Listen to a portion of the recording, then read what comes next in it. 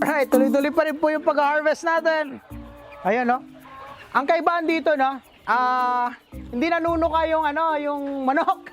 Pero kapag native, ang kinuhanan mo ng itlog, sigurado yung kamay mo, puro tuka na yan. Ayan. Pero, but sir, ang dami dun sa isang basket. So, kahit sino pwede mag-lay dito. Oo. Kasi ganun yan, Mr. Ang mga manok kasi, kapag puno yan, kapag puno yan, parang tao rin pumipila, first come, first serve. Oo, may, ganun yan. may kanya-kanyang schedule. Oo, may kanya-kanyang schedule. Pero usually, anong oras po sila nag-ano dito? twice a day, Nangingitlog? di ba? Twice a day. Twice a day. Ayan, no? Midday at saka early afternoon. May dalawa, mainit-init pa. Oo, yeah. So talagang akala nila, lilimliman nila, Ayun. Ito nga, oh. Yeah.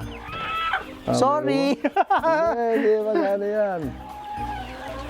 Yan. Ang dami na, Meron pa, guys. meron pa. Marami pa.